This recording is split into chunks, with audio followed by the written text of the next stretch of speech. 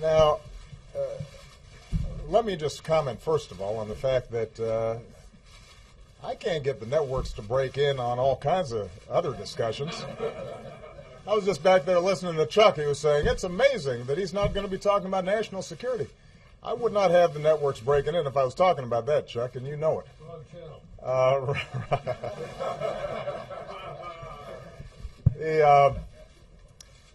As many of you have been briefed, we provided additional information today about the site of my birth.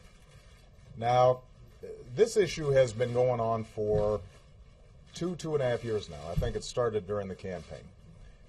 And I have to say that over the last 2.5 years, I have watched with bemusement. I've been puzzled at the degree to which this thing just kept on going. We've had every official in Hawaii, Democrat and Republican, every news outlet that has investigated this, confirm that, yes, in fact, I was born in Hawaii, August 4th, 1961, in Kapiolani Hospital. We've posted the certification that is given by the state of Hawaii on the internet for everybody to see.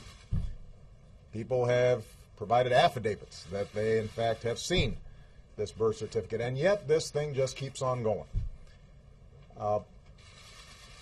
Now, normally, I would not comment on something like this because obviously there's a lot of stuff swirling in the press at any given day, and I've got other things to do. But 2 weeks ago, when the Republican House had put forward a budget that will have huge consequences potentially to the country, and when I gave a speech about my budget and how I felt that we needed to invest in education and infrastructure and making sure that we had a strong safety net for our seniors, even as we were closing the deficit, during that entire week, the dominant news story wasn't about these huge monumental choices that we're going to have to make as a nation. It was about my birth certificate. And that was true on most of the news outlets that were represented here. And so I just want to make a larger point here. We've got some enormous challenges out there. There are a lot of folks out there who are still looking for work. Everybody is still suffering under high gas prices. We're going to have to make a series of very difficult decisions about how we invest in our future, but also get a hold of our deficit and our debt. How do we do that in a balanced way? And this is going to generate huge and serious debates, important debates.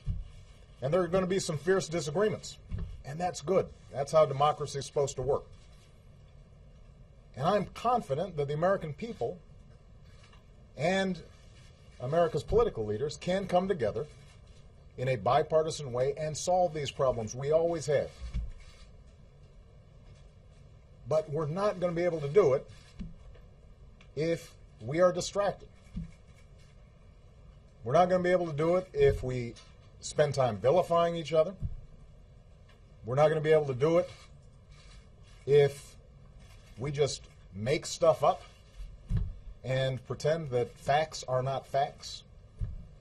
We're not going to be able to solve our problems if we get distracted by sideshows and carnival barkers. We live in a serious time right now, and we have the potential to deal with the issues that we confront in a way that will make our kids and our grandkids and our great-grandkids proud. And I have every confidence that America in the 21st century is going to be able to come out on top just like we always have. But we're going to have to get serious to do it. Now, I know that there's going to be a segment of people for which, no matter what we put out, this issue will not be put to rest. But I'm speaking to the vast majority of the American people, as well as to the press. We do not have time for this kind of silliness. We got better stuff to do. I've got better stuff to do. We got big problems to solve, and I'm confident we can solve them, but we're going to have to focus on them, not on this.